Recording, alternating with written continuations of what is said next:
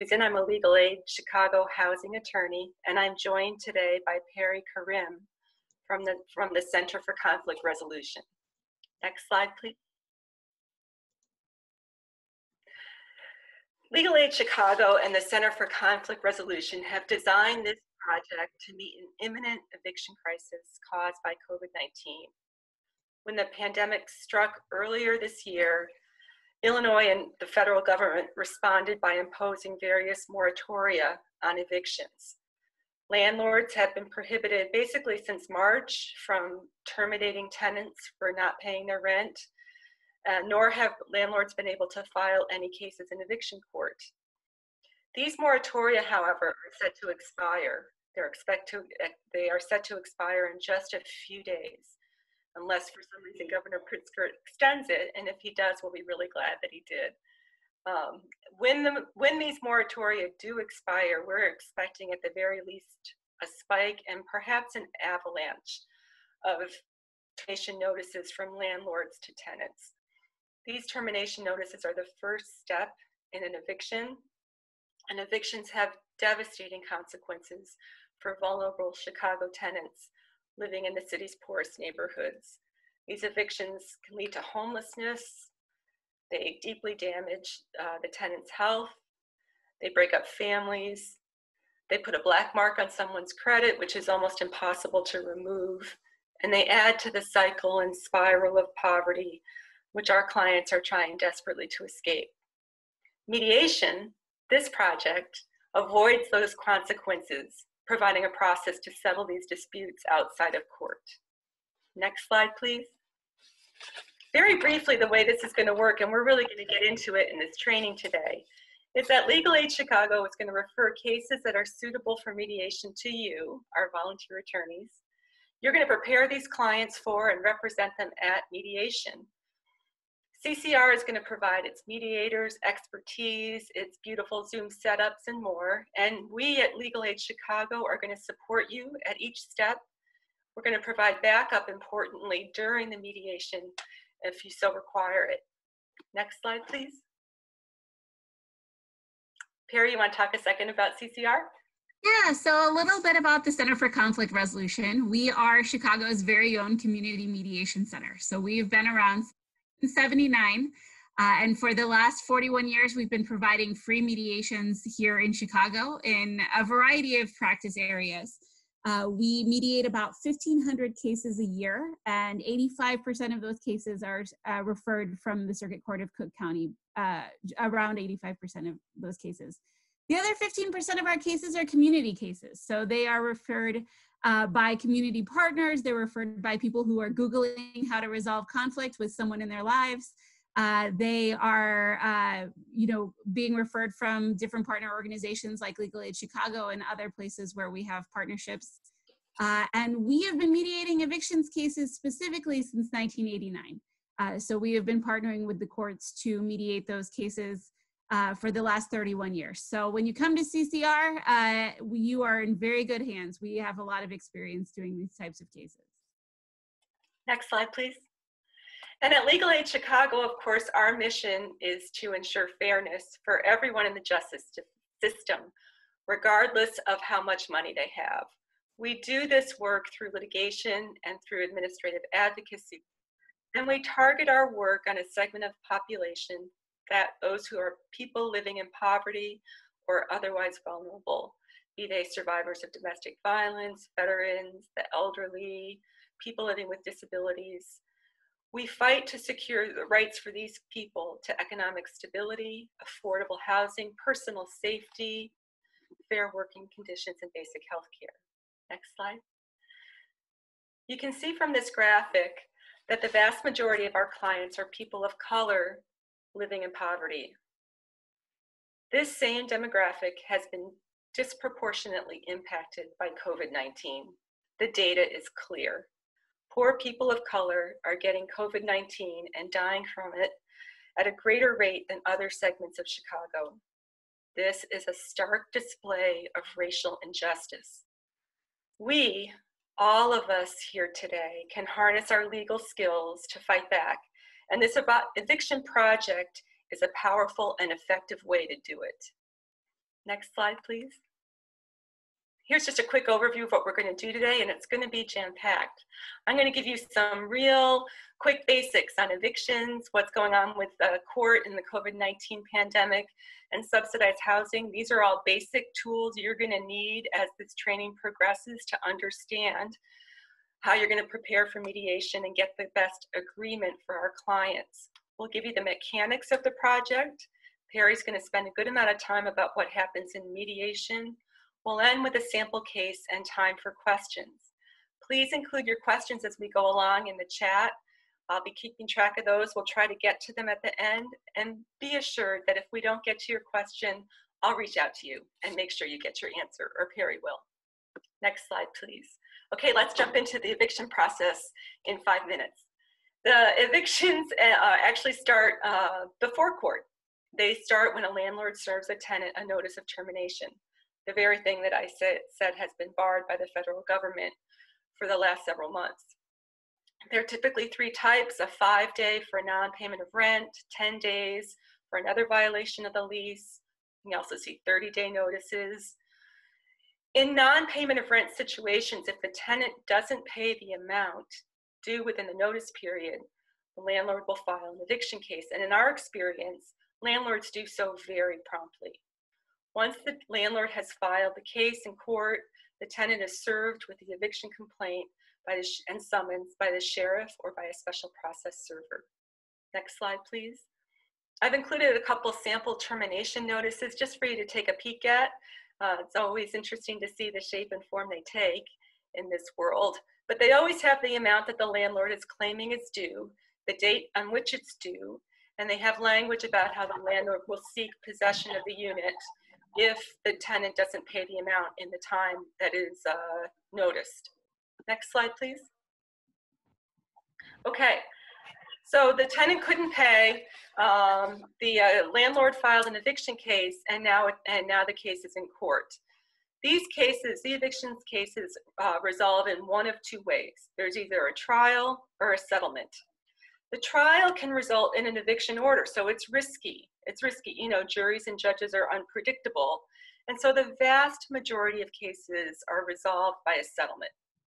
And those settlements take 2 kinds primarily. In the first type of settlement, the tenant agrees to pay what is owed, or in the second type, the tenant agrees to move out, paying some negotiated amount or perhaps 0. In these settlement agreements entered by the court, the landlord agrees to dismiss the case. And then there's usually some penalty language about what's going to happen if the tenant fails to perform its obligation under the settlement. Interestingly and importantly, there's a tremendous difference about what happens in court depending upon whether the tenant is represented by a lawyer or not. In the case where a tenant is pro se, that process, that trial, that settlement, the settlement can happen in a hallway in a few minutes. The whole thing can go down in an hour.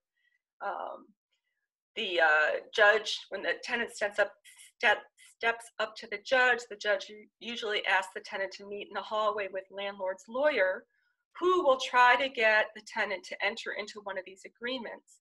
But these agreements are very lopsided, one-sided. They favor the landlord tremendously. And the tenant feels like he or she is rushed, is in a hurry, doesn't know what questions to ask, and it's very confusing, and may not read all the language in these agreements. Back in court, in front of the judge, if an agreement wasn't entered, the judge can have the trial on the spot. And tenants aren't prepared. Maybe they haven't brought their key documents. Maybe there are defenses in this case or counterclaims. None of that happens, and it's all over and done with in the blink of an eye.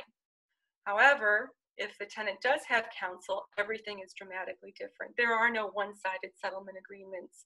They don't happen in the hallways. And the counsel is able to get a 4 or 6 week schedule for discovery, answers, affirmative defenses, all of that. After court, if there's been an eviction order, that order gets sent to the sheriff's office, and it takes about 3 weeks, sometimes longer, for the sheriff to effect the order. And the way they do this is they go to the tenant's home and change the locks. Next slide, please. So since in the wake of the pandemic, many of our clients that we serve have fallen behind on their rent through no fault of their own. There have been a number of protections put in place. I referred to them at the beginning. There's the Federal CARES Act, which put a moratorium on termination notices until July 25th, and on eviction actions until August 25th. Governor Pritzker has issued executive orders also imposing moratoria. The Circuit Court, Cook County, has ordered the sheriff to cease executing eviction orders. And new on the scene in June is something called the COVID-19 Eviction Protection Ordinance in Chicago, passed by the Chicago City Council. And in the next slide, please, I want to spend a minute on this ordinance. You've got a copy of it in your materials. And what this ordinance does is, in part, what we're hoping to do. We're hoping to get negotiated solutions outside of court, resolutions between landlords and tenants outside of court. Here, the ordinance requires a landlord to make a good faith effort to negotiate a resolution before filing an eviction case, but only in certain circumstances. Here's what triggers that negotiation. The tenant has to notify the landlord in writing that he or she has experienced a COVID-19 impact. Broadly defined, you can see the definition there. So the landlord's termination notice must inform the tenant of this ordinance and his or her opportunity to negotiate a resolution by giving that written COVID-19 impact notice. And then the tenant has a very short time to give this written notice, only within the termination notice period. But if the tenant does that, there's a 7-day period for negotiation. This ordinance has some teeth. If the landlord fails to give the notice to the tenant about this ordinance or doesn't negotiate in good faith, those are affirmative defenses to an eviction action and would probably result in that case being thrown out pretty quickly. One more thing I want to say about this ordinance, back up just 1 second, is that it doesn't come into effect until the various moratoria I just described in the state of Illinois expire. And then the term of this ordinance is 60 days. So it's meant to be sort of a gap filler from the universe where we are all operating with no evictions to this period where we're all going to try to deal with this avalanche of cases. And it will expire in 60 days. Next slide, please. All right, now having just given you that very crash course, I'm going to give you another one. And this one is in subsidized housing. A key priority of the work that we do is to preserve our clients' rental assistance if they are fortunate enough to have it. The clients we refer to you will have rental assistance through one of a number of federal subsidized housing programs. So you need to know a few basics about these programs and that provide this assistance to our clients. I've highlighted 3 here: public housing, the voucher program, and project-based Section 8. Public housing may be what you think of when you think of subsidized housing.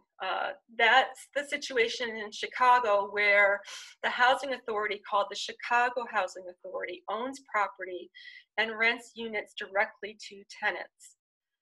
This program, which is governed by federal regulations, has its own informal grievance process. So for now, we're not going to include the public housing cases in this project. We're going to hope that that informal grievance process works well. That leaves us with the voucher program and the project-based Section 8 program. The voucher program is also administered by the Chicago Housing Authority in Chicago, and then there's also another housing authority in our area that serves Cook County, and it's called the Housing Authority of Cook County, or HAC. I use CHA and HAC interchangeably in my next few slides, referring to the authorities that operate the voucher program. The way this program works is CHA issues a voucher to a tenant. The tenant finds a housing with a landlord who will accept that voucher. And very importantly, we say that this tenant assistance is attached to the tenant. That's the phrase we like to use. It's tenant-based assistance. which means people who are in this program and have this kind of rental assistance can move and keep it. That contrasts from the last program I want to highlight here, which is project-based Section 8. In this program, rental units are owned by private companies that have their own contracts with HUD. Here, the rental assistance is tied to a unit. So if the tenant loses the assistance, so the tenant will lose the assistance, if he or she moves or is evicted. In Chicago, there are buildings that are made up entirely of project-based Section 8 units. There are also buildings where there are a few units within them that are project-based Section 8. Again, that assistance is tied to those units. And I've also highlighted on this slide a couple other programs in Chicago, rental assistance programs that share that same characteristic, where the assistance is tied to the unit. Should you end up getting a case with a client with this particular type of subsidy and need more information, you're looking at the right place to get it. Let's go to the next slide. Okay, let's dive into the voucher program super quickly. So the tenant has found a unit, the landlord has agreed to accept the voucher. CHA is going to inspect the unit, and then CHA is going to negotiate the total rent amount for that unit with the landlord and enter into a contract. CHA is also going to calculate how much of that total rent the tenant is going to pay. And CHA does that by calculating 30% of the tenant's income. That rent amount can be zero. There are hardship exceptions that can bring it down to zero. We, in our practice, see a lot of very low tenant portions. The difference between what the tenant pays and the total amount is the subsidy. It's also called the housing assistance payment. That's what CHA pays the landlord regularly, every month, like clockwork. There are three parties in each tenancy then. There's CHA, the housing authority, or HAC, the landlord and the tenant. And if we go to the next slide, we can see that graphic there displaying this relationship. There's that contract running between the housing authority and the landlord, and the tenant and the landlord enter into a lease, which must adhere to federal regulations and contain the language required by HUD. Next slide, please. I want to highlight three important things about the voucher program that you're going to be wanting to know when you mediate disputes for clients in this program. First of all, a tenant's rent fluctuates when they're in the voucher program. Moving with a voucher takes a very long time, and importantly, and in bold, a tenant loses her voucher if she's evicted. Next slide, please. So a tenant's rent amount fluctuates in the voucher program. And the reason why I'm resting here for a second, and you'll see in a minute when I get into negotiating tips and how to prepare your client, is one of the important things to do in these cases is figure out what is the right rent amount. What rent is tenant paying or supposed to be paying? The tenant's rent fluctuates often because his or her income fluctuates, and the program requires the tenant to report those income changes. When he or she does, CHA recalculates the tenant portion and sends out a written notice to the tenant and the landlord saying that there's been a change. It's common for us to see tenancies lasting a number of years where the rent has fluctuated, the rent amount, the tenant portion, has fluctuated up and down many times, 8 times, 9 times. Sometimes on these rent notices, you'll see that the CHA or HAC has made the new rent amount retroactive to an earlier date. It'll say that right on the notice, but that's an important thing to look for and notice if you are examining what the current and proper rent amount is or how long the rent amount has been in place. Next slide, please. There's a lot on this slide, and it has to do with moving with a voucher, which I said is a lengthy process. And there are 2 reasons why it's a lengthy process. Let's start with the little small reason that's written in the blue bar below, that the moving process begins after a tenant locates a unit, which can take weeks, and that's true. It's sometimes hard to find a landlord who will accept a voucher. And some of our tenants, those particularly living with disabilities, have a small pool of units that they can look at. They may require an elevator or a first floor unit. Those kinds of things make identifying a place to move to more difficult, finding it more difficult. Also, a tenant in the voucher program must have something called moving papers in his or her possession in order to show a landlord that they're in the program. And those papers come from CHA and HAC, and they take a little while to get. That's the first step. The tenant has to request moving papers, get them from the authority, then go looking, and then finally, when they find a place, we're up into the white part of this slide. And you can see all the steps that CHA or HAC similarly have to take in order to turn a request to move someplace into reality until getting all the contracts signed. There's an inspection, there's negotiations, there's a rent determination. You'll see over on the right here, it says that this process in white takes at least 6 weeks. I would say 8 weeks. In the COVID-19 world, everything is a little more clunky, moving a little bit more slowly. And then the moving process below in blue, minimum, 4 weeks, 4 to 5 weeks. So we're looking at a 12-week total process, and I'll be talking about that again. Next slide, please. Lastly, the point that I've made now a couple times is just how valuable these vouchers are. Federal regulations require HAC or HUD to terminate a voucher holder from the program entirely if they are evicted for not paying rent. Would be a huge loss because you can't get it back once you've lost it. The HAC and CHA waiting lists are closed. They've been closed for many, many years. And the number of applicants on the various waiting lists number in the tens of thousands. So we're playing with high stakes here. We're not playing, we're working. Next slide, please.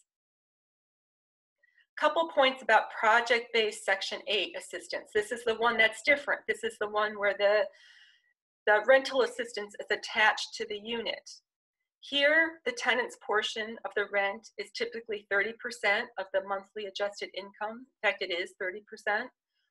Here, also, a tenant must update the housing authority about his or her income.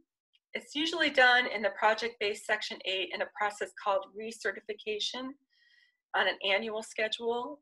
Tenants can also request an interim recertification. And then also, just like in the voucher program, of course, there are written notices that notify the tenant and the owner of any changes in rent. I mentioned this before, that this rental assistance is attached to the unit. I've mentioned it now, I think, 4 or 5 times. It's virtually impossible to transfer to another project-based Section 8 unit. The demand for these units in the city vastly exceeds the supply. These units are rarely open for new applications. We in our agency have had some limited success for an emergency transfer, mostly with some of my colleagues who have been doing extremely wonderful work for survivors of domestic violence. But that probably isn't going to be your client, and so you have to take into account the inability to transfer. Next slide, please. Okay, done with the crash courses. Let's dive into some of the mechanics here. On July 26th, tenants are going to start getting termination notices, and our client population that we serve, largely people in poverty and people of color, are going to be getting termination notices, calling legal aid. Then what's going to happen? First, we'll screen those calls to make sure that the caller falls within our priority group. And then the mediation team in the next box is going to interview the client and do a thorough intake, creating an intake file that we will be able to share with you if that case ultimately progresses to one that you will take. The mediation intake form is in your training packet. You'll be delighted to see that it's very thorough, and it's going to give you tons and tons of information if this case makes its way to you. What we're doing in this blue box when we're interviewing and these potential clients is we're making sure that mediation is appropriate and that it satisfies the requirements we have put down right now for the project. What are the qualifying cases? Let's turn to the next slide and I can explain. The types of cases that are going to be referred to you in this project will be clients who are living in subsidized housing, but not public housing, They'll have received a termination notice for non-payment of rent only, not another cause. They won't have a legal defense to the termination. That's one of the things we'll be interviewing them for. So for example, if the notice doesn't have the COVID-19 eviction protection ordinance language in it, that's a legal defense. And so that case won't go through mediation. That lawyer will probably contact the landlord and say, you violated this ordinance, and if it gets filed, have the case dismissed. We're going to make sure our clients want to participate in mediation. They'll sign limited rep retainers. And as I note here, we're going to be in a new world soon after these moratoria expire. We may expand this list as we evaluate the landscape and work with CCR and see how this is going. Next slide, please. The first thing you do after, all right, so let's say, so we've qualified a case, we decide it's proper for mediation, you are going to get this file, and now your work begins. The first thing you're going to do is you're going to reach out to the landlord to see if he or she wants to mediate. CCR is going to be providing you with some mediation, with some material that you can email to the landlord. And I'm going to turn it over to Perry in just 1 second. I just want to note before I do that if the eviction protection ordinance applies, you're going to find landlords who are very willing to do these mediations. The ordinance doesn't require mediation per se, but it requires negotiation, and what better place to do that than this? Perry, do you want to talk a little bit more about this step? Yeah, absolutely.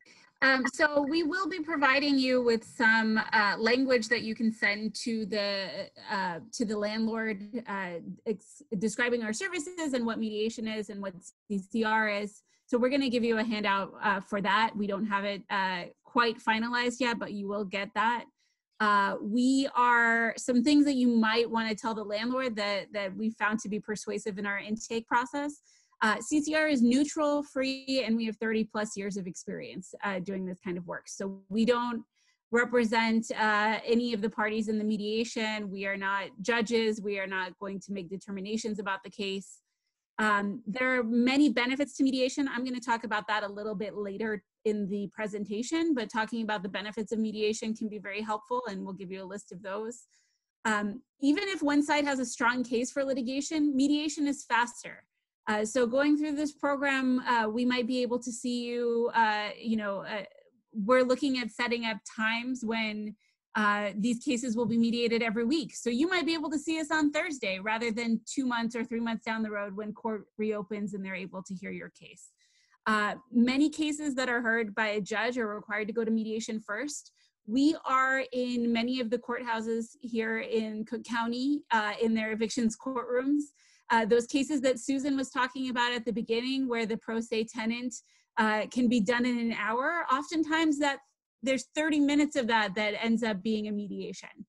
So there's a possibility that if the landlord refuses mediation now, 2 months from now you'll be in court and the first thing the judge is going to say is, well, why don't you go to mediation and talk about this? So you could end up right back where you started and where you have that opportunity now. In mediation, the parties control the outcomes.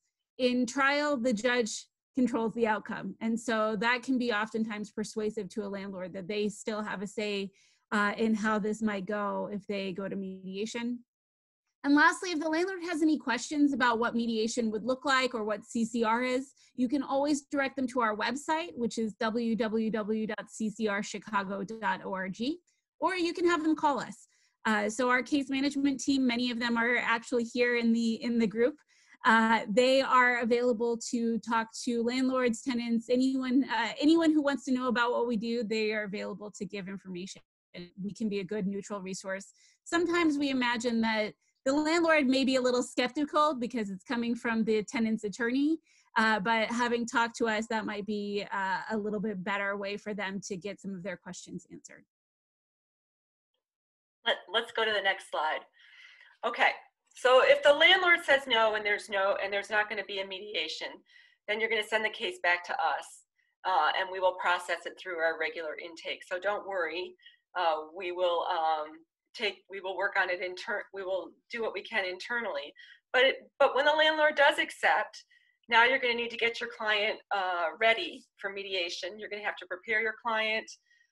You're going to have to identify whether you're going to be working on an agreement for this client to move or to stay. Those are the two main settlement outcomes.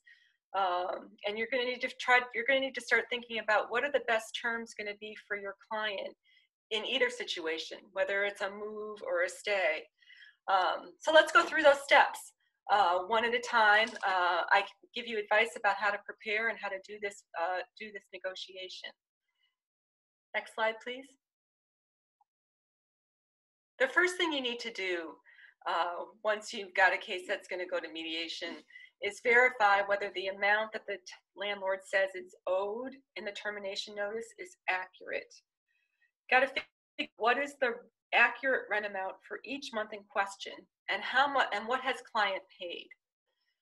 So you need documents to do this work. From the client, you can get rent receipts, bank statements, and those will enable you to piece together what the client has been paying for the last several months.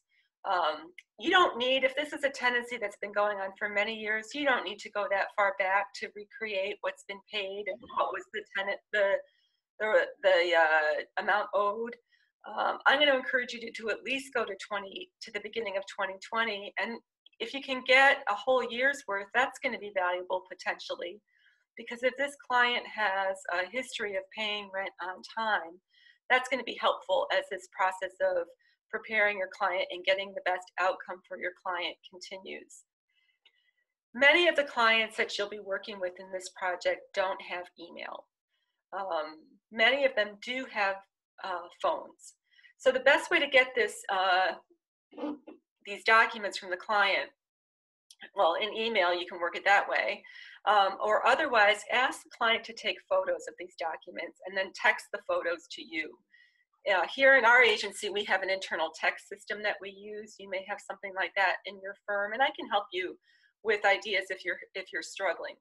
But in our experience, our clients are very eager to get us the proper documentation, and they'll work really hard to do that. You're also going to be able to get some documents from the landlord, primarily the ledger.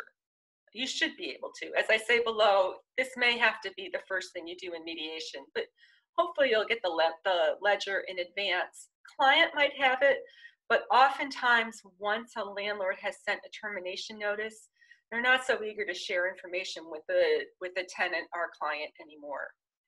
Once you get your hands on that ledger, don't assume it's accurate. We find errors in landlord ledgers all the time. We find that they have the improper tenant portion on there. Sometimes the landlord's ledger includes late fees. Some late fees are permitted under the RLTO, which is the Resident Landlord Tenant Ordinance in Chicago. And also this new Eviction Protection Ordinance talks about fees. It's the same formula as the RLTO. So spend some time with that ledger to determine whether it's accurate. There can be mathematical errors also. Next slide, please. You also need to verify what your client can pay in a realistic, get a realistic sense of that. How much does the client have now that he or she could pay towards a rent amount due? How much does the client expect to be receiving in the coming months that could go towards a repayment plan if you're able to negotiate with the landlord to settle this dispute by paying amounts due over the course of the next several months? You need to think about what the client has in savings, what the future income might be. You can find out whether the client might be able to borrow from family or friends. In our experience at our agency, this is a tricky question. You can ask, but I wouldn't push it because clients are often put in compromised positions if they have to ask friends and family for money. And of course, these are even more trying and difficult times. We at Legal Aid have access to some emergency funds. Maybe we've been able to get those for this client to add to the pool of money. We can also direct clients to some of the special programs popping up. I've put a link here to deal with COVID-19. And then another thing to figure out when you're looking at what money the client has when the client is going to have money is whether or not there's a lump sum, a bigger sum that can be paid up front. We'll talk about this more in a second, but often if you are working out an agreement for the tenant to pay and stay in the unit, not move, but pay and stay, if a landlord's reluctant, a substantial first payment can make all the difference in getting the rest of the agreement to flow. Next slide, please. Also, before the mediation itself, and as you're preparing your client, you got to figure out what the client wants. What does the client want to do? Does the client want to move, or does the client want to stay in the unit? And what factors is the client considering? Does the client, in fact, have the back rent that's owed, or a large part of it? Or is the client thinking, well, he or she might have it? So you need to dig into that and figure out what's going on with the financial piece. Is the client telling you that they're going to move out right away or in the next couple weeks? Maybe your client is a senior and she says, I'm going to go live with my son. When you ask some more questions about that, you might find out that the son is in a 2-bedroom unit with 3 kids. Client thinks she's going to be living on the sofa, and oh, by the way, this is a subsidized unit and there can't be any unauthorized occupants. So this is the kind of inquiry you need to have. Then you'll be moving and getting a sense about whether the client wants to move, wants to stay, and are those goals attainable? What do you know about that now before you get to mediation? The first inquiry, of course, is what's the subsidy? What's the subsidy? If the subsidy is a voucher, well, then you can start to think about moving as an option. If the subsidy is a project-based Section 8 unit, that's where the rental assistance is coming from, and moving's not an option. You also need to think about where the client is in the moving process. Is this a client who hasn't begun it? Just starting to think about it, has a voucher, doesn't have moving papers, hasn't, if you recall that slide with all those steps, hasn't begun it. Well, then you need to be thinking about whether or not you're going to be able to negotiate that kind of a long-term move out. Is that attainable? Does the client have any money he or she could pay while they're processing this move and taking the 12 weeks to accomplish it? Is there anything else going on in this landlord-tenant relationship that you should know about? These other issues could become important in figuring out whether or not the client's goal is attainable. Is the landlord going to be willing to negotiate a pay and stay agreement if the landlord is really upset about clients' continued violation of house rules, about parties or neighbors? If there are other underlying issues here that are at work, they will influence the attainability of some of these other goals. Next slide, please. So you've assessed the options, you've decided, you're going to the mediation and you've decided, my goal is to get an agreement for my client to move. How are you going to get the best one? What are some things to think about? In general, I always say to myself, and I'm sure my colleagues do too, you want the latest move out date with the least amount paid. That's going to be the best for your client. For voucher holders, so where are they in this move process? I've asked you, this several times now. We've thought about this. If it's going to be a 12-week process, then you're probably not going to get a move out agreement with nothing paid. But if the client can move quickly, maybe they're far along in the process, or maybe they can move and stay with a family or friend. Maybe they suggest that that's an option. It's important to know that if a client does that, moves someplace else before moving into the next unit with the voucher, he or she doesn't lose that voucher. The voucher's attached to them, and they can go someplace temporarily and then move into the unit when CHA or HAC has completed all of those steps. So that's the push-pull. How long, how much money? You want the longest move-out date with the least amount paid. And if we can take a quick look at what those agreements look like, those agreements to move, if we go to the next slide. And I'm almost done here. We're actually at our very last slides. I divided, I think that we're thinking that there should be potentially a mediation agreement that deals with the situation in the eviction protection ordinance where there's been a COVID-19 impact. Landlord's going to want some acknowledgement that they participated or proof of this in case they have to show anything to comply with that ordinance. But this is just a typical move agreement. It has a move out date. It says that the client's going to pay X amount until he or she moves. And there's a place here to put other terms. The tenant should understand, your client should understand that in signing an agreement to move out by a certain date, there are going to be really bad consequences if he or she doesn't move by that date, because the landlord will go right to court. And the period for negotiation will probably have come and gone. And so things will move pretty promptly after that. If we go to the next slide,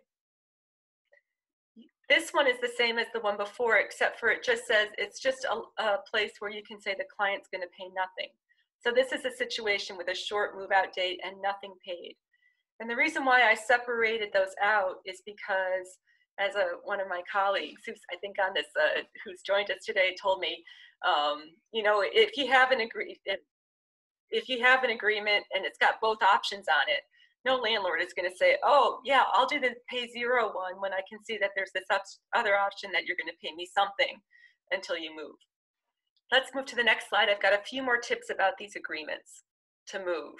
Remember, as you're negotiating this, that this dispute could end up in court.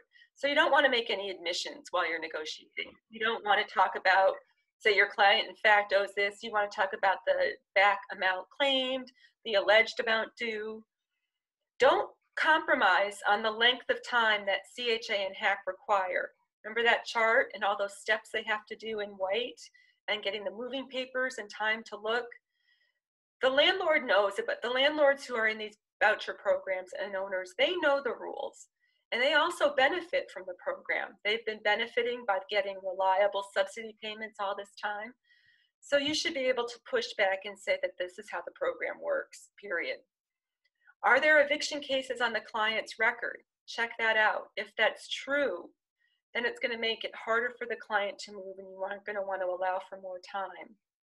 This is a big tip right here because it can be so helpful to your client.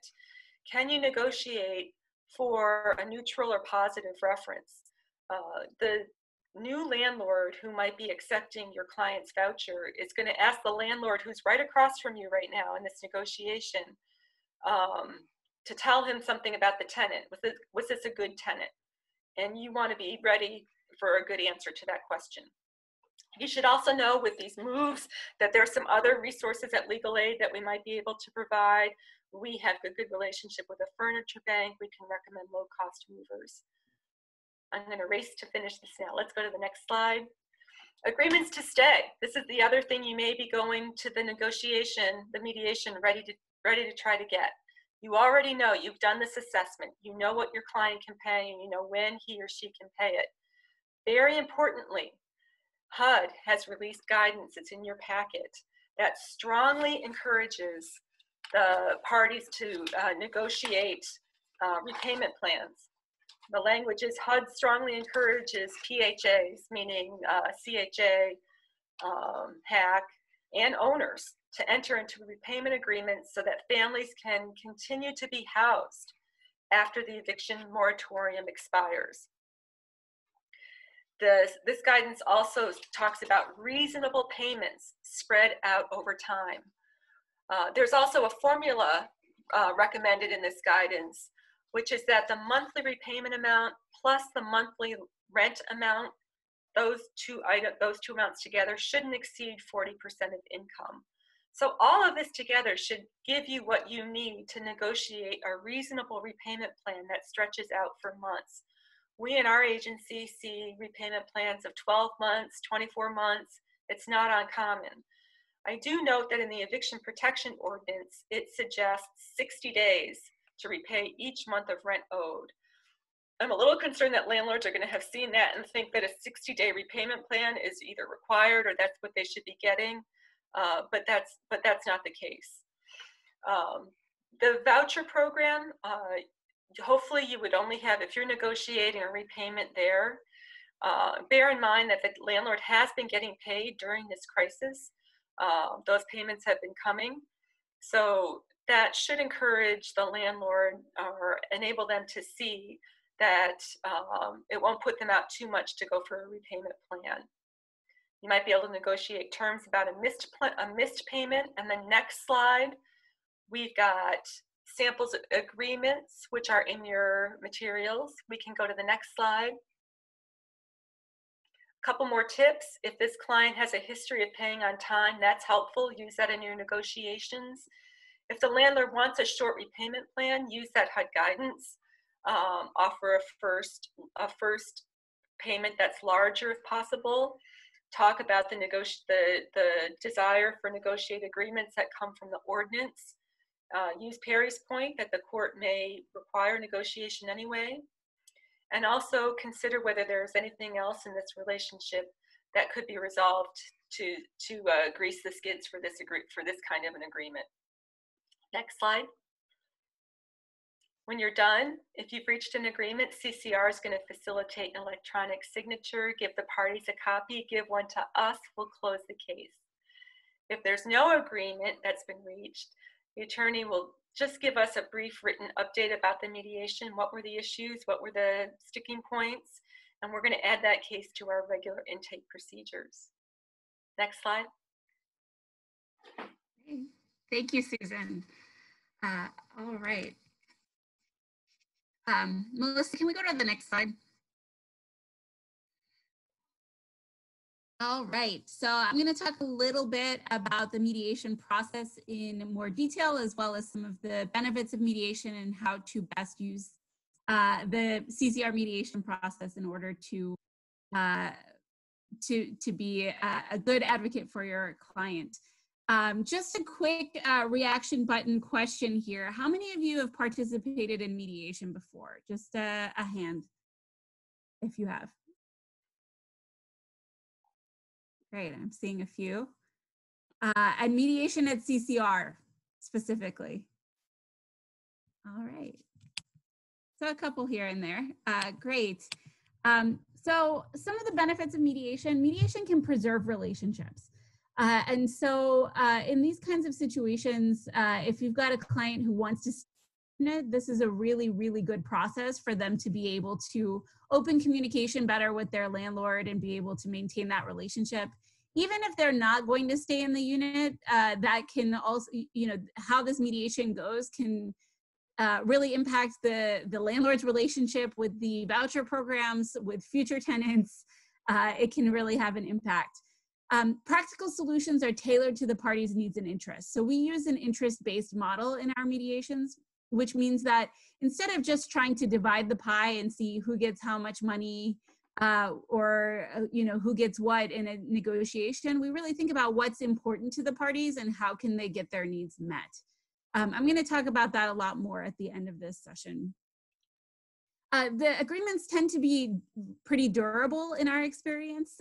Typically at CCR, we mediate about 1,500 cases a year.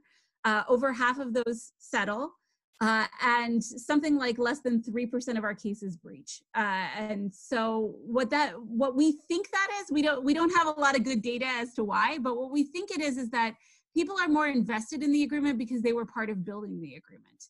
And so they're more likely to follow through. I always say the best way to convince somebody of a good idea is to convince them it was their idea. And so I think a little bit of that is at play with mediation. It's cheaper than litigation. It's a less complex procedure, so the landlord doesn't need an attorney to participate.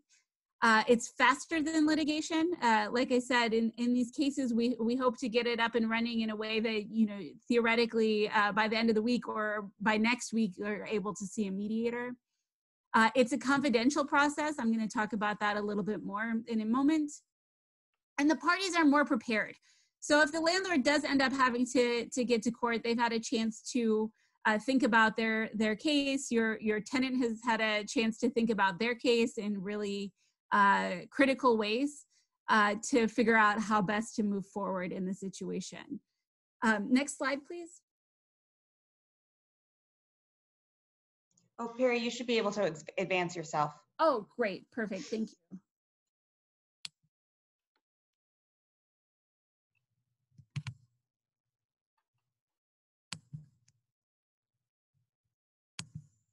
All right. So mediation in the state of Illinois is governed by the Uniform Mediation Act. In the Uniform Mediation, what we know about what is indicated in the mediation is that it's privileged. So a landlord can't go into the mediation to court and say, well, you know, here's some evidence I gathered from the mediation. Here, I'm going to call the mediator as a witness. As well, you know, it's meant to encourage people to settle. It's meant to encourage people to communicate openly for the purposes of settlement. There are a few exceptions to that confidentiality. So serious imminent harm is one of them. Our mediators at CCR have a policy that if someone is inside or outside the mediation is at risk of serious imminent harm, then the mediator might break confidentiality to the extent necessary to prevent such harm. We've seen that sometimes in these types of cases where someone says, well, if you don't get out of there, then I'll, you know, get my friends to come take you out of there or something like that. If a threat like that happened, then the mediator might have to break confidentiality. Professional reporting requirements of the mediator would be another exception to confidentiality. So if your mediator is an attorney, then they have an obligation to report attorney misconduct. If they have firsthand knowledge of that in the mediation. If they are a mandated reporter, they may have to break confidentiality if they come to find out of child abuse or elder abuse or neglect or something like that. So not all of our mediators are attorneys. Our mediators come from a wide variety of backgrounds. We have about 180 active volunteer mediators who go through very extensive training in order to mediate cases for us. They use a facilitative model of mediation, so they do not need to, so they are not giving advice in any way. They're not trying to evaluate the case or tell you what the law says. And so, you know, you can expect that some of your mediators might be attorneys, some of them might not be. In the vein of confidentiality, we also have a policy at CCR that there's no recording of the mediations. So we ask everyone not to record the mediation in order to, you know, preserve that confidentiality. Additionally, we ask parties, since we've been mediating on Zoom a lot, parties to be on an honor system about who else might be walking into the room. That as long as, you know, I think that hopefully one day we'll be able to have our parties in the room with us, but as of right now, CCR is doing all of our mediations on Zoom. Wouldn't that be nice to actually see people and interact? Let's see here. All right. So the roles of the mediator. We look at the role of the mediator as someone who opens communication. They're there to facilitate the mediation process. So we always have a saying, the mediator controls the process, the parties control the outcome. And so the mediator is there to facilitate that process.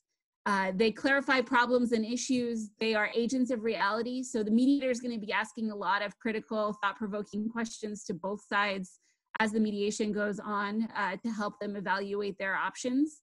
And the mediator facilitates resolution. So the mediator is going to be asking a lot of questions at the end of the mediation to facilitate that agreement writing. They'll be asking logistical questions. You know, what form of payment is this going to, you know, take? How are you going to communicate if there's any problems? Those kinds of things. The mediator is going to facilitate that discussion. I think is important to note, you know, Susan showed you all of the agreements that might be possible under this ordinance or under this program. The mediation agreements that are provided for you are very similar to the ones that are the standard order that we use in court. And so those are adapted from the universal agreement that's used in court. The one in court has all of the options laid out. So it's the pay, don't pay, stay, leave, all of that is in one agreement. These are just separated out. In the course of the mediation, if an agreement is reached, the mediator will be the one to introduce the document. And so the mediator will be trained to be able to identify, okay, our agreement falls under these specific conditions for Form A or Form B, or whatever it might be. So you are not responsible for bringing that agreement to the mediation and introducing it as part of the mediation process. The mediator will facilitate the resolution. All right.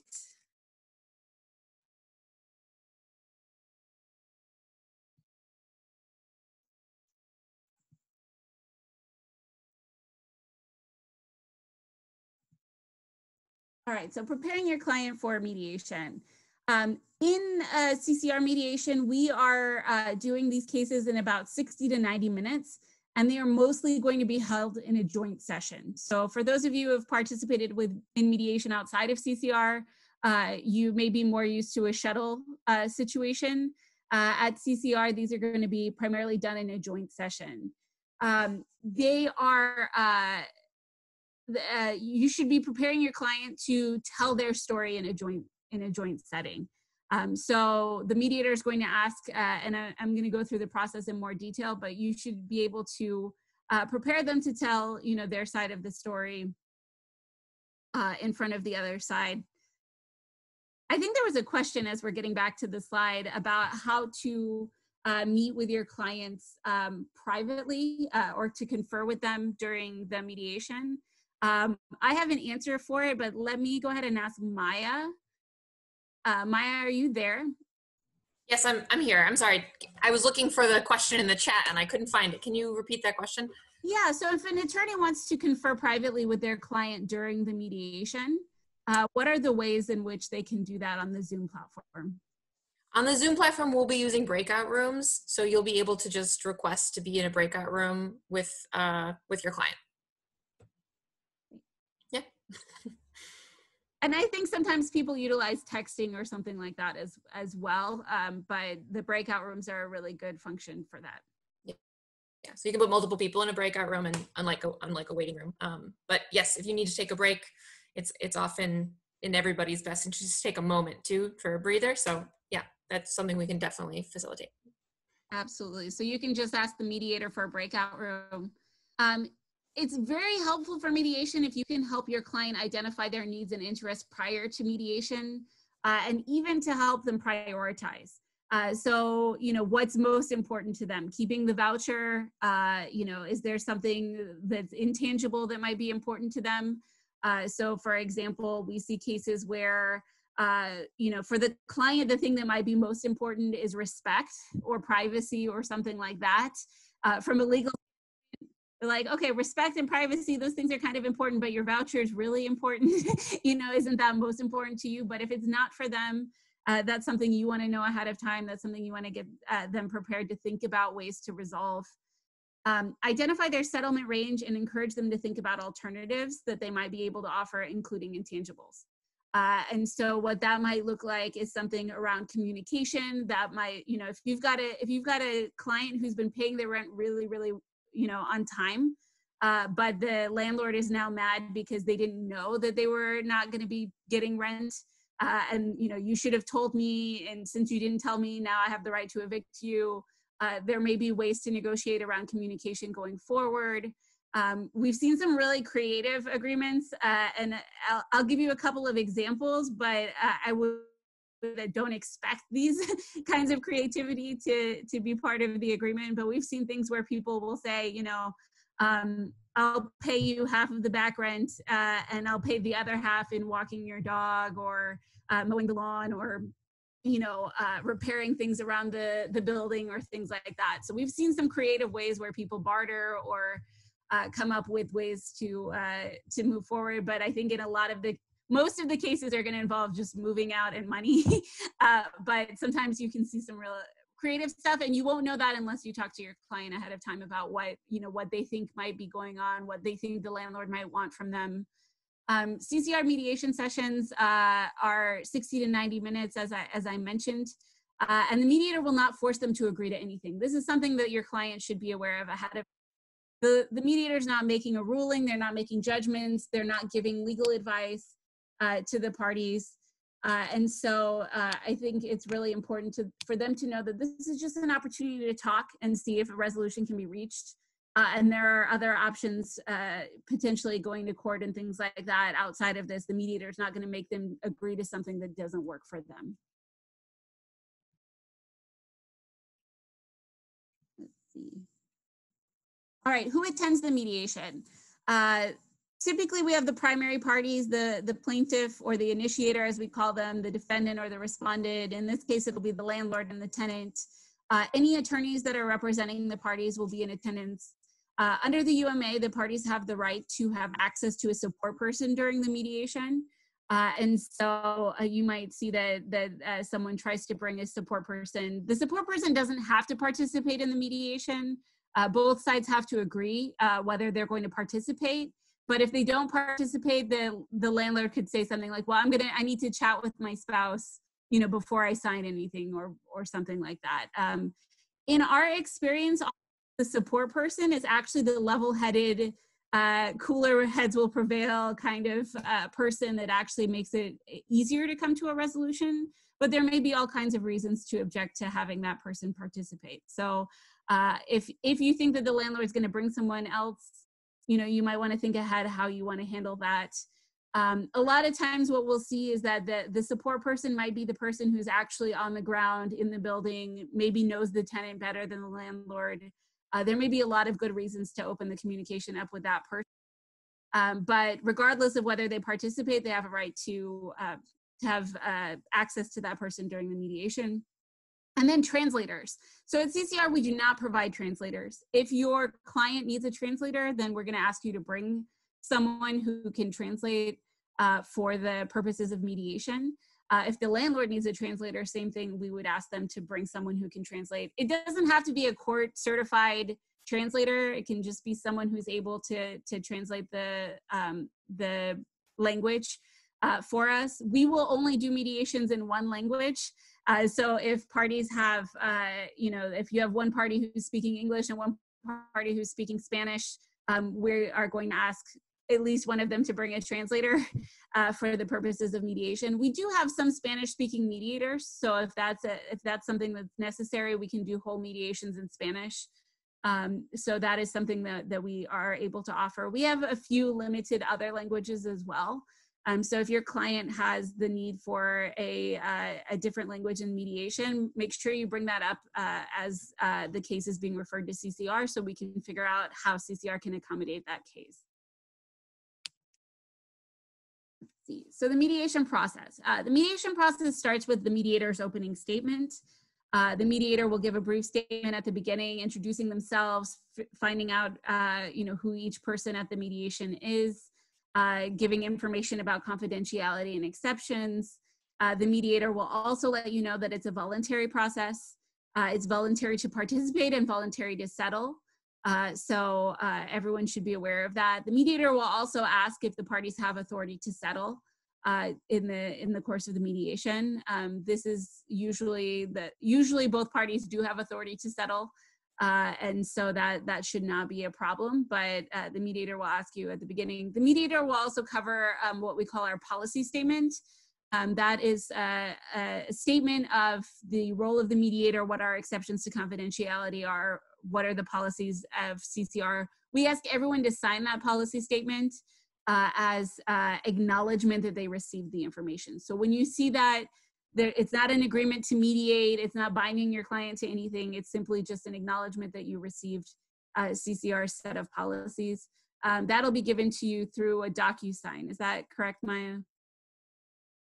Yeah, so it'll be given to you through a DocuSign. And so you should be able to take a look at that. Then after the— Sorry, Barry, actually, we've been doing, sorry, I forgot this is court. So, I mean, there's a good chance it will be a DocuSign. There's also a chance it might be a Google Doc so that we can do intake. We'll combine our intake process in terms of, well, it might be one of the two. Okay, so it's still being worked out. It'll either be a Google form or it'll be a DocuSign for that policy statement. After the mediator's opening statement, we have parties' initial statements. Then the mediator will set an agenda of topics to discuss. There will be what we call crosstalk, but what you may know of as a joint session, and then any agreement writing or concluding the mediation will take place. I'm going to go through these in a little bit more detail. So parties' initial statements. So the mediator is going to ask the parties each 2 questions. What brought you here today, or some version of that question, and what do you hope to accomplish here? Or some version of that question. And so you should, right at the onset, I'm going to talk about what the mediator is expecting, and then I'm going to talk a little bit about what the advocate can do in each of these phases. So the mediator will ask the question, they'll expect the parties to speak for themselves. So the mediator might ask the question directly to your client. You should prepare your client to tell a brief, authentic version of their perspective of the situation. Feel free to add anything you would like as you go along. So any legal issues that you think are important, any defenses that you think might be important, you can add that to the story, but the mediator will expect that each side will make a brief statement for themselves. It's okay if your client has some, feelings that they want to share. If there's something that is there, that's part of the mediation process as far as we're concerned. Ask each side what they hope to accomplish in mediation. This is something that, usually ends up being, the initial demands of each party. And so you want to clarify those demands before mediation occurs. You want to also prepare your client that the other side might say inflammatory things. Normally at the beginning, the parties are really far apart. Mediations don't, if you agreed with the other side before the mediation, you wouldn't need the mediator. So it's important that the landlord may say that your client, is lying or is other bad things about their character or something like that. Hopefully they won't, but it's a good idea to prepare your client that what's said at the beginning is not where we're going to end up. After the initial statements, the mediator will set a brief agenda. It's probably going to be things like the court case or the potential court case. It's going to be the rent, the apartment, the relationship, the communication, something like that. The mediator will facilitate a conversation between the parties. So the expectation is that there will be a crosstalk, right? So the parties are talking across the table to each other. The mediator, from their perspective, they're trying to identify needs and interests before options are going to be discussed. So the mediator is going to push back on any, let's try to pick a number now and find out, what is behind the numbers, what's important about the numbers, what's important about delaying the move out, what are the real underlying concerns. The mediator is not trying to find facts or make judgments about the strengths of the party's argument. So, the mediator is not going to say, you know what, landlord, that's great, but you didn't give notice. So, you don't really have a case here. The mediator is not going to make evaluations like that. They're going to be asking open-ended, neutral questions to explore the situation. If the parties feel that something is relevant, the mediator does too. So something might get raised in the mediation and you as an advocate may be thinking, this has nothing to do with this case. The fact that they were leaving their trash on the balcony has nothing to do with an eviction, right? That's not what we're here for. You're not alleging that. This is about not paying rent. But that might be the really important thing to the parties, and so therefore it's important to the mediator. And the last thing that the mediator would want you to know about this is that emotions are part of this process. It's okay for somebody to complain in mediation. The mediator is not going to say, you know what, that's not a productive use of our time, so we're going to move away from that. We look at emotions as symptoms of unmet needs or interests. So if somebody says, you know what, I just really don't like, working with you, or you're a terrible communicator, the mediator is going to say, tell me more about that. What does that mean? What would good communication look like? What do you expect from your tenants? What would you have liked them to do in that situation? And really try to open the communication around that. That might seem totally irrelevant to the eviction, but if it's important to the parties, again, it's important to the mediator. From an advocate perspective, I would encourage you to look at emotions as information. If you change the topic and the landlord gets very upset about something, you know that you've hit a button. You know that that's something that's important to them. That's something you might want to consider when trying to be persuasive to them. We also look at them as symptoms of unmet needs or interests. So for example, if we're in a mediation and Susan says, you know what, I'm just so angry that you would even do this to me. The mediator is going to explore that. You should think, okay, so what is making Susan angry? What is the need or interest that's met here? What does it mean doing this to me? So we're trying to understand what these things are, because that's information that we can use, therefore, to find solutions. That's information we can use to test solutions. If our agreement is based on the thing that we know is just going to make Susan angry, then we're probably not going to get agreement there. So we need that information as to what are the hot button issues, what are the things that are important to each side. This can be a good time to give some legal perspective to the case. So during crosstalk, you can say, you know what, You're both talking about the notice, but you gave the wrong kind of notice. This is something that, we're really concerned with what the notice looks like here, or we're really concerned about this other, legal issue. You keep telling the client that they can just move, but I think you should know that under this program, they can't just move, and that might not be something that you realize, right? So you can bring those legal perspectives in during crosstalk. Prepare the client to discuss their situation and reveal their needs and interests. If there's something that's really important to them, then it's okay for them to share those things. Now, you don't want to make admissions, like Susan said. There's some things that you might want to keep private, but you should encourage them to talk about some of the intangible things, right? Prepare the client with ideas for resolution, including what they're capable of doing and what they think the other side may want. I think Susan's slide on how to prepare or to determine what a settlement might look like and what your client's able to do is excellent. The only thing I would add to that is ask your client what they think the landlord may want, may have, may know about. A lot of times what we find is that the parties know about what the other side is really asking for, sometimes much better than we think that they do.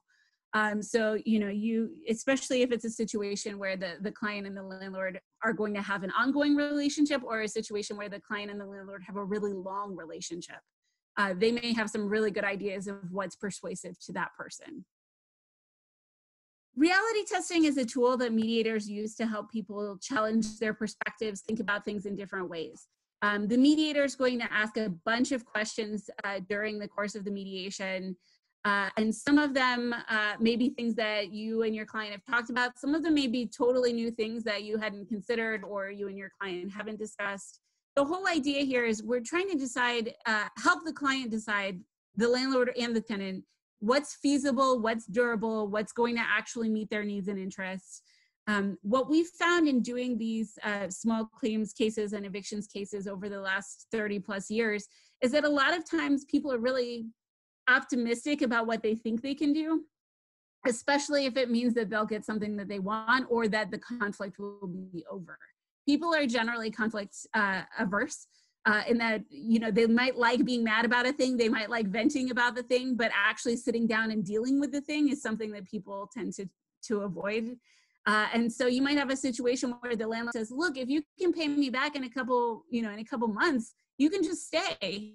And the client might get very excited about that, but that might not be something that they can do to pay back in a couple months. They might need a longer time or something like that, right? So be prepared that the landlord will challenge, or that the mediator will challenge both sides.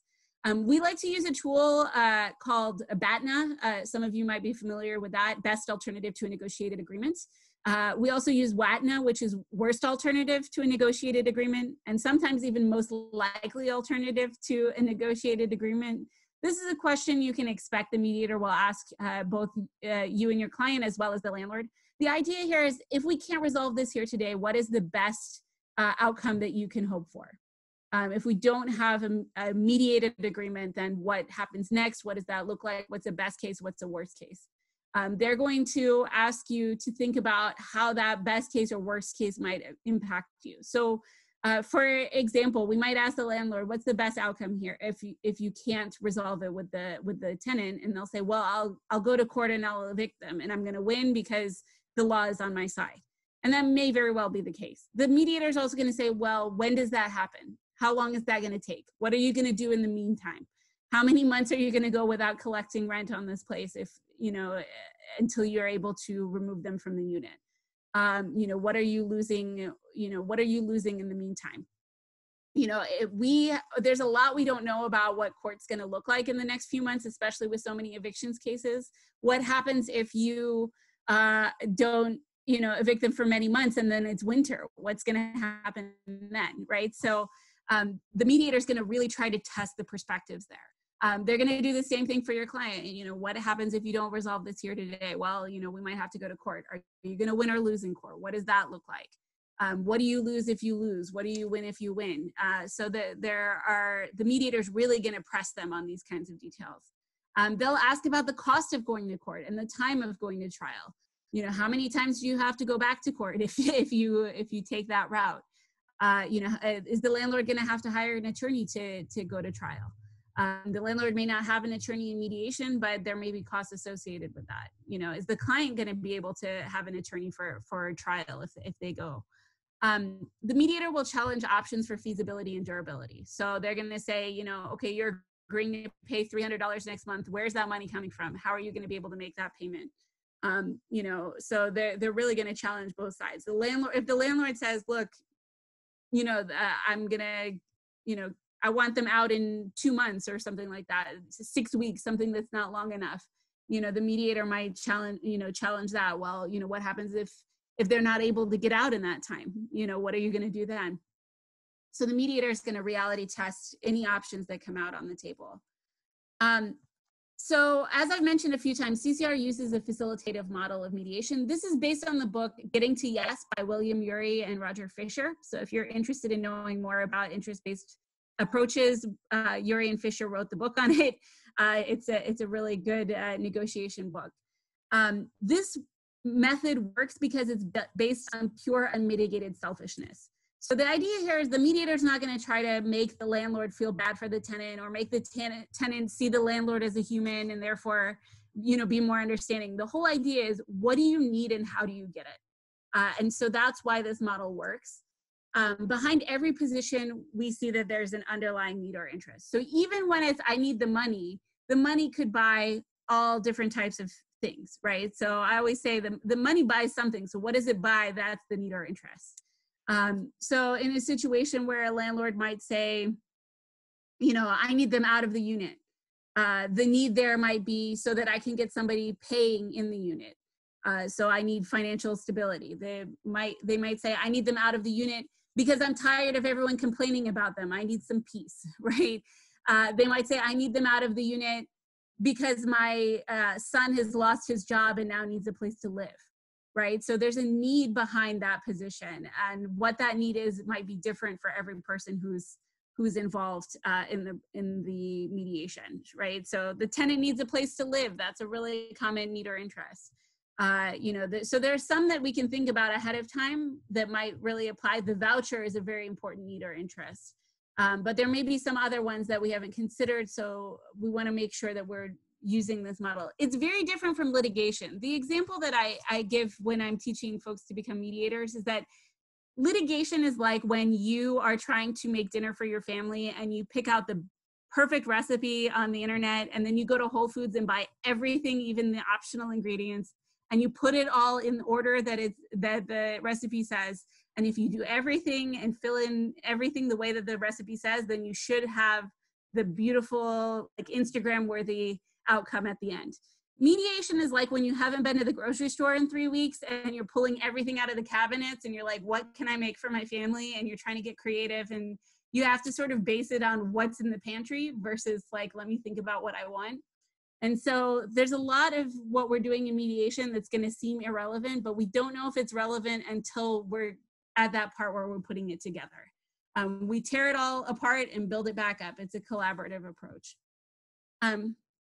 So we've put together a scenario here that I think might be helpful in thinking about this interest-based approach to dealing with a situation. So I'm going to go through this scenario, and then what I'd like for us to do is just brainstorm as many different needs or interests, what's behind the position for each side in this situation. The fact pattern here has been simplified. If this were your case, you would have a lot more information about, you know, you'll have done a lot more work with your client, Sandra in this case, to, you know, get the, you know, what does her voucher say? What is her arrangement? What is her fee? You know, her rent that's due. You'll have a lot more information than that, but this has been simplified. Sandra is 68, lives alone in an apartment in Newton Gardens in Inglewood. Her apartment is subsidized through HUD's project-based Section 8 program. Sandra's portion of the rent is $200 out of the $1,100 monthly total. She's lived in this apartment for 15 years. Sandra has a big family that also lives in the neighborhood and visits her often. Sandra fell behind on rent in May, and she's on a fixed income due to disability.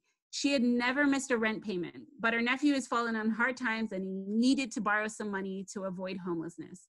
Sandra tried to pay some of May's rent, $100, later on in the month, but management would not accept it.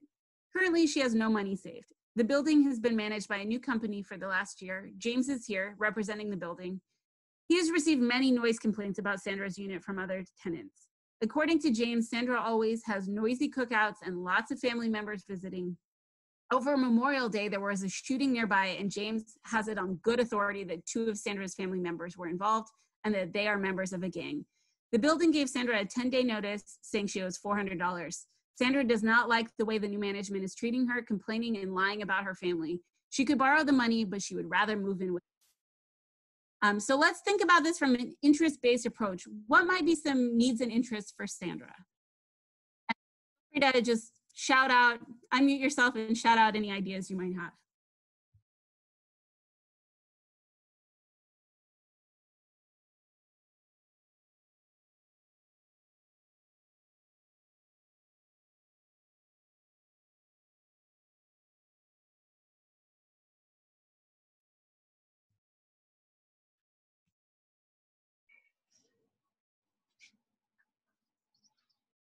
I mean, I'm gonna throw one out. You know, it sounds like, you know, like this is saying that she doesn't like the way the new building management has been treating her and been spreading these lies. So I imagine feeling respected might be something that's important to her. Yeah, so respect could be part of it.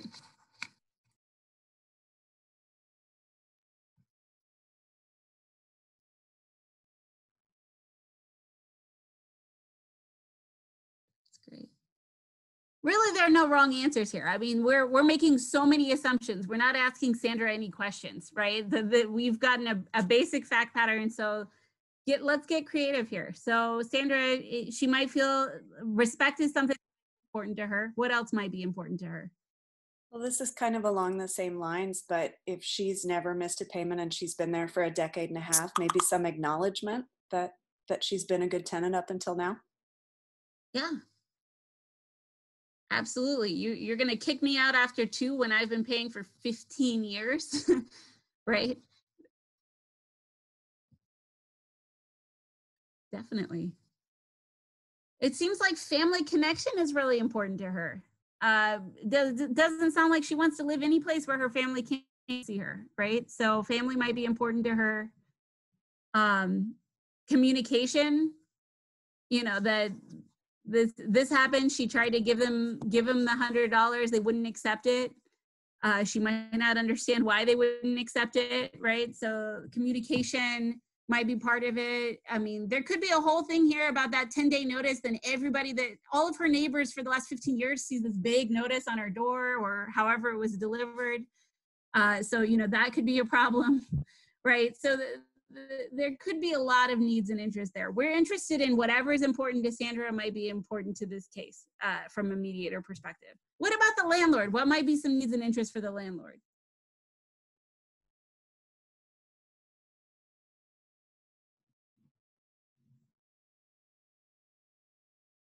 Getting paid, I see in the chat. You can also put answers in the chat. You don't have to, you know, unmute. Money could be an interest, right? What might be important about the money? Having a safe building, safety, absolutely. Let's stick on the money here. What might be important about the money for the landlord? Why might they want the money? So they can pay his mortgage.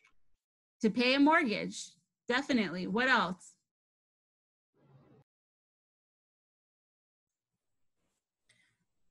I mean, there's a world where improvements on the building. Yeah. Say that again. To make improvements on the building. Yeah, they just took over after 15 years or more of somebody else having this building. Maybe there's a damage. Maybe they need to make improvements. What else about the money?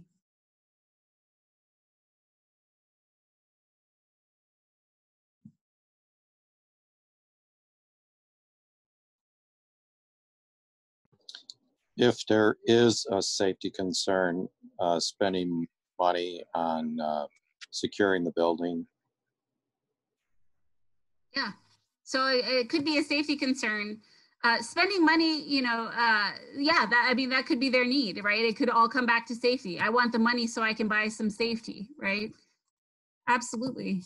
There's also a world where the landlord's getting a lot of this, right? Like lots of tenants are not paying. And so the stakes are much higher for this money, then, you know, these, because there's so many other people, so many people maybe that they're renting to that are not paying. Yeah, this is $400 from Sandra, but you know, who knows how many other people are also behind on their rent in this situation, right? And that might affect their willingness or ability to, you know, to settle here, right?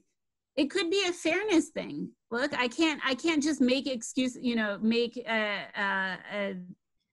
an accommodation for you in this situation, because if I do it for you, then everyone else who's in the similar situation is going to ask me to delay their rent or to get on a payment plan, right? So that might be, consistency might be a need. You know, the fact pattern says that this is a management company that, you know, so maybe they're under pressure from the owner.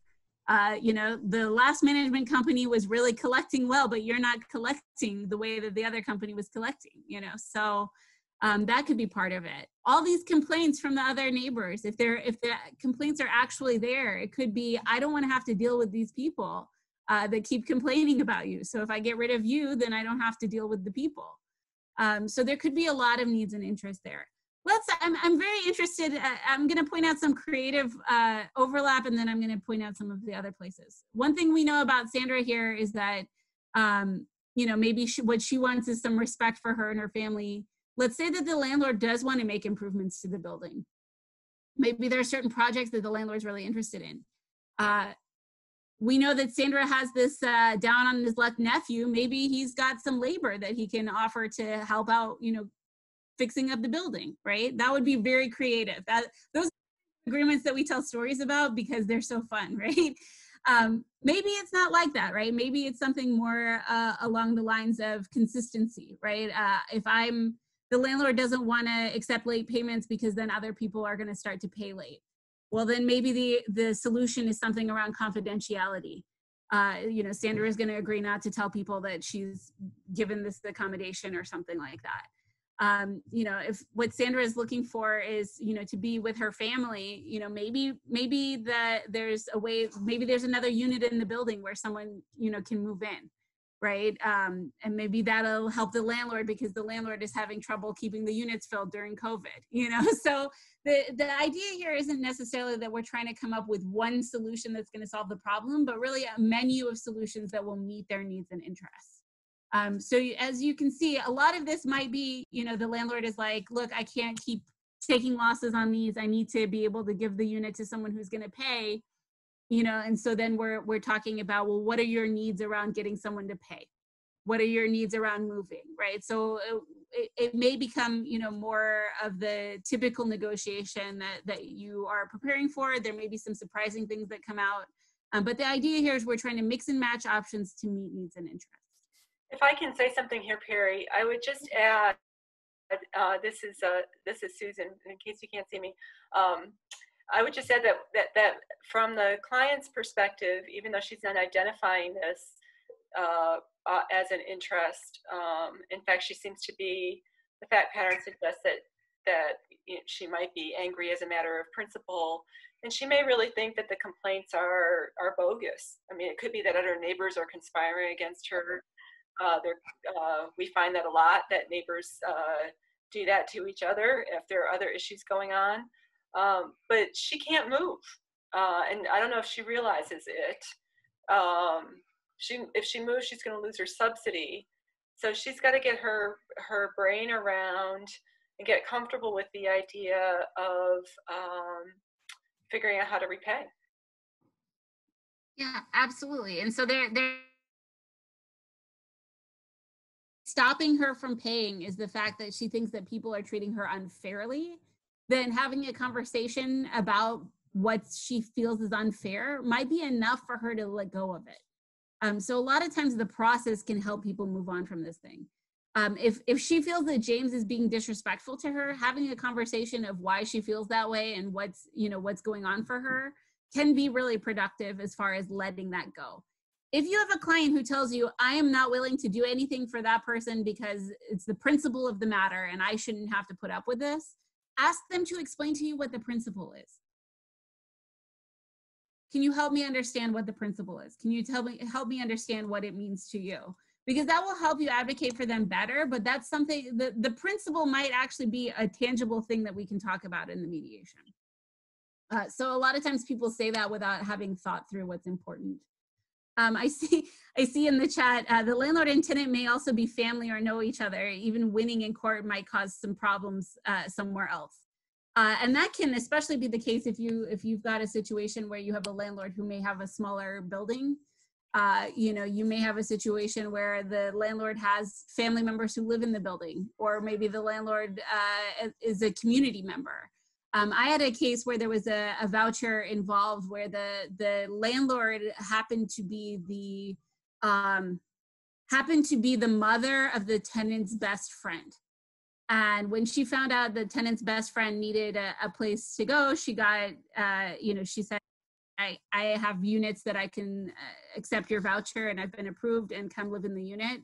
And then when she stopped paying, I was like a mom to you and you stopped paying and you've disrespected me. I was just trying to help you, right? So there were a lot of relationship principles, things like that. That's not every case, but it happens, right? And so even if you've got like a big landlord that's involved in the case who has many, many units and it seems to be a business decision, et cetera, people's businesses are personal to them. You know, and so there may be a principle for them as well. There may be something that's going on that's important to them. And the mediator is going to try to find that out. But this is sort of your behind the scenes view as to what the mediator is trying to do here. And I think that's the end of my section. Yes, no, that's the previous slide. All right. Examples of agreements, payment plans, timelines for moving out, barter, work for housing, items in lieu of rent. Sometimes the agreement might be communication. It might really be like, okay, so we've got, you know, for the next 3 months, I'm gonna text you when I'm trying to show the apartment and you have, you know, 24 hours to give me permission to enter. Or it might be something that, you know, you're gonna move out, but for the next 12 weeks, while you're in the apartment, you're going to keep it in these conditions for me to show, or something like that, right? So there may be some, you know, some agreements that are not necessarily about the settlement, if that makes sense.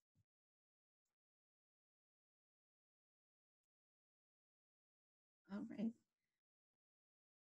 Okay, so what's next? Melissa, would you like me to speak to this, or would you like to speak to this? I'm happy to. Okay. So we will follow up with you and provide an email with the slides and the handouts. And the way this project is going to work is that you'll sort of sign up to be on call for a case. One thing that I think has been clarified is that these are cases that are coming to us before a court date, so there's a notice but not a summons to go to court, but there's still likely to be a quick turnaround time because we want to be able to resolve these before they have to go to court. So because of that, we'll be using an on-call system where you sort of on-call, sign up to be on-call during a particular week where you're willing to take a case. So during your on-call week, we will send you information as soon as we have a case for you, including conflict check information. Assuming it clears conflicts, then we'll send you further case materials. One thing that I wanted to add about some of those case materials are that we'll develop a checklist for you or a sample script that you can use when you're calling the landlord, sort of using some of those tips that CCR is going to provide us so that you have a guide for that conversation. We'll also be able to help you with by providing the documents that we've already gathered from the client. So a lot of times in our intake process, the tenant will have provided us with some of that information that Susan was talking about in terms of verifying the amount owed. And so whatever we have, we will send to you.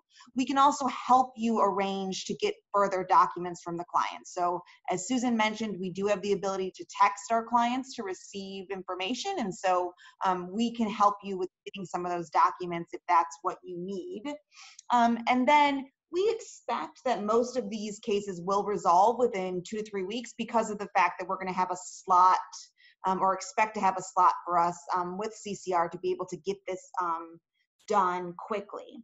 The other thing that Susan mentioned that I wanted to follow up with is also to say that we'll have screened the client ahead of time for some of those grant programs and some of those rental assistance program that your client may qualify for. So we'll let you know, hey, this client does qualify for this particular type of grant, and we've actually started that process. Or we'll let you know, we explored these things, and it does not look that your client will qualify for any further type of assistance, so that you're fully prepared to sort of have a conversation with your client about what's reasonable with them.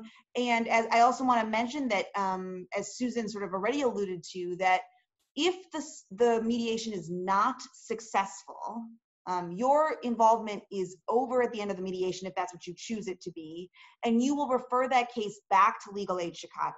We are not at this time agreeing to represent that client further, but you can defer all questions back to us, and we will get back to the client and give them an answer on whether we're willing and able to represent them further in the process that is in eviction court most likely.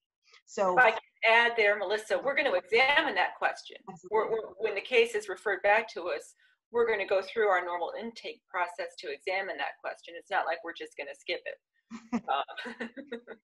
Good point. And then I also wanted to mention something about interpretation or translation, which is that if your client does need an interpreter to participate in the mediation, we should be talking about those things within Legal Aid Chicago. So there are some situations where Legal Aid Chicago might actually be able to provide the interpreter for the client. And so if that is a situation that you are in, we should be communicating about those things so we can figure out the best way to support you in that situation. Okay. That's really it. So I'm going to go ahead and stop sharing my screen because I think we want to open it up for other questions that may have come in. And I wanted to say one out loud that I got from somebody, which is that when we contact the landlord, are we ethically required to ask if the landlord has an attorney? And the answer to that is yes. If you are giving when you have the clients, the landlord's contact information, and you call them and you introduce yourself, you'll want to inquire if they're represented. And if they are represented, you'll want to communicate with their attorney. As Susan pointed out, there is no requirement that the landlord be represented.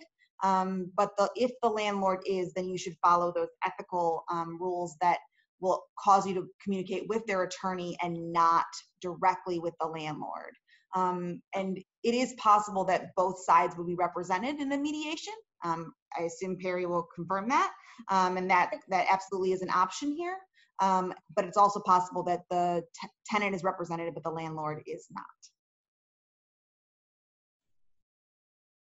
Did we have other questions that came in either privately to any of us or that somebody wants to? Question. Someone asked a question about how to figure out if there is, if the client has been in eviction court before. Great. Search that on the Dorothy Brown clerk of the court website. You can put in the client's name, and that'll usually bring it up. But that won't tell you the disposition of the case. And so what I used to do is go to the Daily Center and look it up. I'm not quite sure what that's like in this world yet. Maybe somebody else in this training has done that. But I'm sure there's got to be some workaround for the fact that we can't go look at the computers in the clerk's office.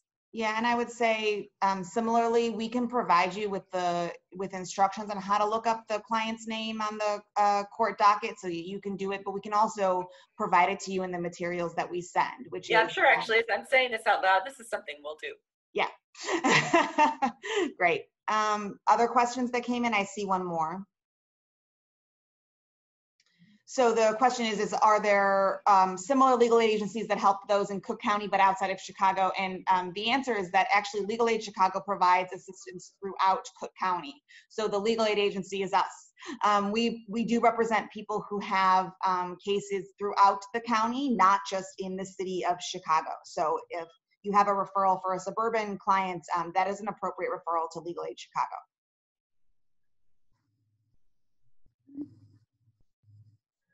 And we take clients from anywhere. So as long as they can get on Zoom they can mediate with us. Great. Other questions, other concerns?